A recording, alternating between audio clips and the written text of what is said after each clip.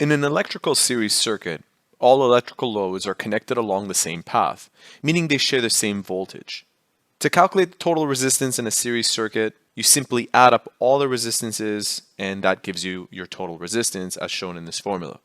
In a parallel circuit, electrical loads are connected on separate branches, meaning they do not share the voltage, but each branch receives the full supply voltage. To calculate total resistance in parallel circuits, we sum the inverse of each of the resistances, then we take the reciprocal of that sum, or 1 divided by that total. That's shown in this formula.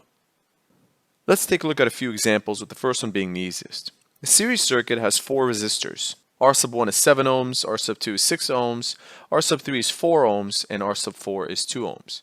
Create a series circuit with 4 resistors and calculate the total circuit resistance.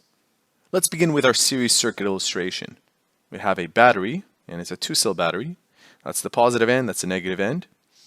And we will have resistor 1, that's how you represent a resistor, with these zigzags, R sub 1, and then another one, R sub 2, and let's put the third here, and the fourth here. Doesn't matter how many of those zigzags you include in your illustration.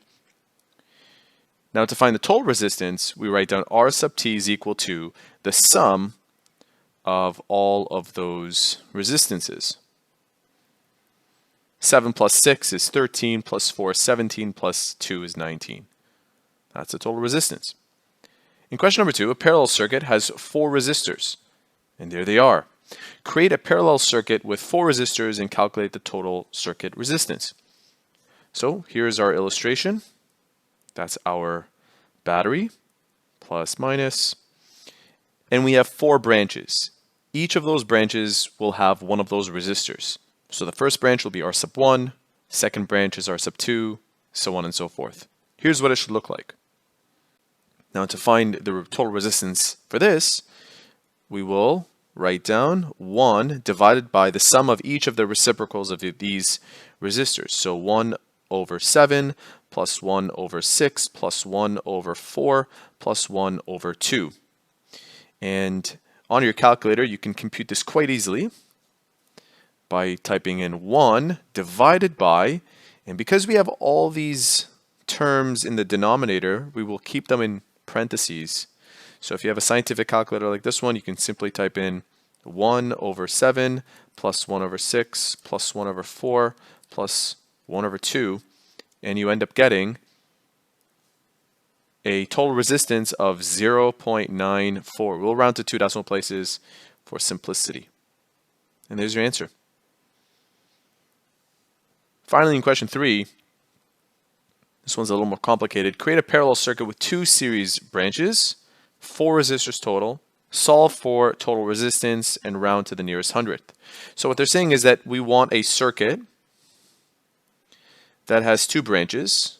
This will be branch 1, and this will be branch 2. And in each of these branches, we have resistors that are in series. So this is branch 1, and its resistors are R sub 1 and R sub 2. And in the second branch, we have resistance R sub 3 and R sub 4.